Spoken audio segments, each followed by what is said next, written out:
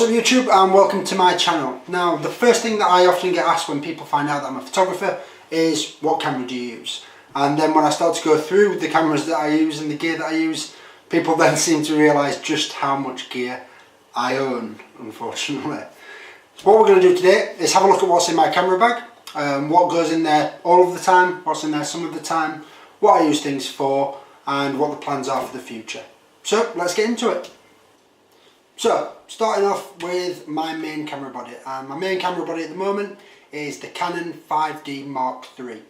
Now, I've had this for about 18 months now, and it is an absolute workhorse of a camera.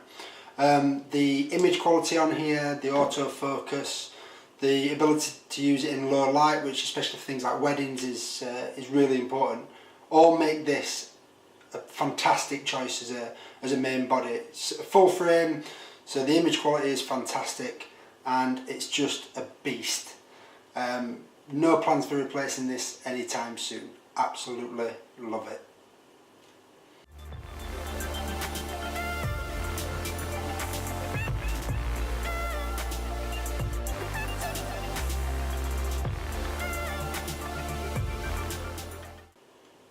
We then move on to my backup camera body, and my backup camera body is the Canon 60. Also a full frame camera. Again, excellent quality. Obviously it's got that great full frame sensor, so the image quality is brilliant. It's very good in low light. The only issue that I've got with this is the autofocus system. Because it's quite an old camera, the autofocus system is a little bit lacking. The 60 Mark II, however, has got significantly better autofocus, so that may be something to look at in the future. Aside from that though, it's a fantastic backup to have, and if for any reason I can't use the 5D Mark III, I've got no queries about picking this one up instead. Final camera that's in my camera bag is this, the GoPro Hero 4. This is the silver edition. Had this quite a while now. Originally I actually got this for going scuba diving, for using underwater. Get some amazing footage with it, but it's small, it's versatile, it takes great video. Also you've got time-lapse options, you've got the images on there, very good as well, and takes up virtually no room, so this and a couple of mounts just get thrown in the bag if I think that I'm going to need it. Now, in terms of lenses, there are these three lenses that spend pretty much the entire time in my camera bag. So I have these with me pretty much everywhere that I go. And they are the 7200 f2.82, so that's the most up-to-date version. This is a lens that I wanted for years and years and years, and when I finally got it, it was everything that I wanted it to be. It's amazing, fast apertures, getting that beautiful blurred background, absolutely pinpoint sharp. For weddings, this is it's an absolute necessity for me. Use this all the time. Then got the Canon 24-70 f4. This is the most up-to-date f4 version. I am wanting the f2.8 version, but for the moment, having just bought a new house, can't really justify that at the moment. Use this for everything from landscape photography, ceremony shots at weddings, just everything really. I also use this a lot for filming video as well. And then finally we've got the Canon 85mm 1.8.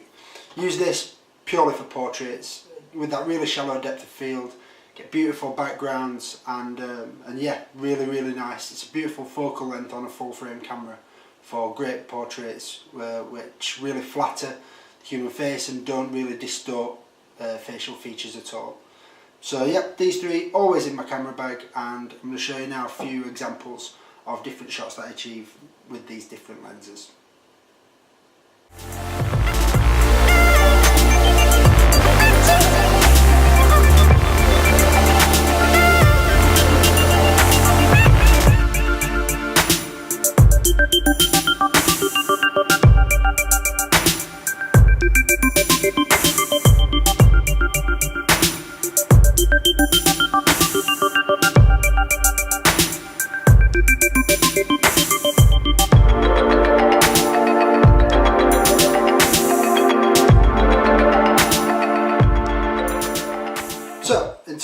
of the rest of the contents of my camera bag, we've pretty much got them all out here in front of me now. I'm just going to briefly go through them all with you. So, first off, we have 2 camera straps. Now I have 2 different camera straps depending on what I'm using them for. We've got one by Peak Designs, and I love this one because with the connectors you can either use the base plate to use it as a normal single arm shoulder strap, or you can remove this, connect this to either side of your camera and have it as a basic round the neck strap. So it's really versatile, really strong and really well made as well. Then also have a sun sniper, and the reason why I like this one is, although you don't get the versatility of the Peak Designs one, within this you've actually got metal wiring. So if I'm travelling and using this in another country or somewhere where I'm concerned about security, this cannot be cut without wire cutters essentially. So really secure, really strong. We then have coking filters and a coking filter kit. So with these we've got neutral density filters, we've got graduated filters, and these are only used really for landscape photography. As well as that, we've got some more circular polarizer filters, some UV filters. UV filters really I only use for protection, so protecting that front element of the lens. On more than one occasion, UV filters have saved a lens from being broken, so definitely recommend using those. Joby Gorilla Pod. Pretty much everybody that you see making videos on YouTube will have one of these. They're great for numerous things, using it for vlogging, using it as a simple tripod, using it as essentially like a selfie stick. For the money, these are fantastic. Can't recommend these highly enough. Remote shutter release. So shutter release cable, time lapses, long exposures. Absolutely vital if your camera doesn't have that as a built-in feature. Spare batteries. Thankfully the 5D Mark III and the 6D both take the same battery. We've got 2 spares here. We've got 2 in the battery grip that's on the 5D Mark III, and we've got another one in the 6D as well. So 5 batteries, making sure I keep them all charged, still have spares on me at all times.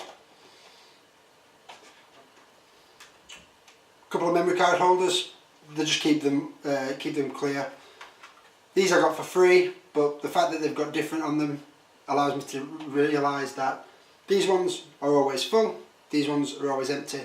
Stops me having to change a memory card because I've put a memory card in and it turns out that it's full of images already.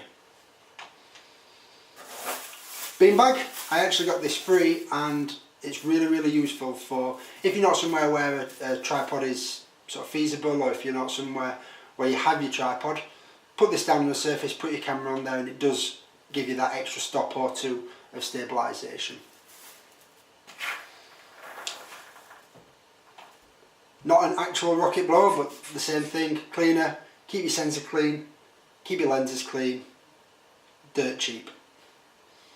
And then finally, my flash gun. Now the flash gun that I've got is the Nissin DI700A, and this comes also with its own trigger, so it's got its own commander unit. Really cheap, significantly cheaper than the Canon equivalent, and I find it works fantastically. Works really well whether it's on camera or off camera. A fantastic flash. Again, can't recommend this highly enough. So that's the contents of my camera bag. Let's now have a look at how they all fit in the bag and what bag it is that I use. So the camera bag that I use is the Manfrotto Professional 50 backpack, and as you can see there's plenty of space in there for everything that we've talked about already so far. So we've got the 2 full frame bodies, got the 70-200, the 24-70, the 85mm flash gun and the commander unit, got the GoPro in there, the Rode video mic, the camera straps. We've got plenty of pockets for the batteries, the filters, the remote, as well as space for my MacBook. So my MacBook fits in the back, and we just attach either the tripod or the Gorilla Pod onto the front as well. So plenty of space. Thoroughly recommend this bag. So the tripod that I use is a Manfrotto 190 Go tripod, and I use that with a Manfrotto 391 RC2 pan and tilt tripod head on there. So found this really useful. It's really, really light, which is good because I take it pretty much everywhere that I go when I'm travelling. And the pan and tilt means that I can do things like panoramas really easily, and making sure that there's as little work to do in post-production as possible. So that's it. That's everything that's in my camera bag and the camera bag itself. Hope that you've enjoyed this video. Hope it's given you a bit of an insight into what I use. And if you have liked it, click like below. Please subscribe. And I'll see you in the next video.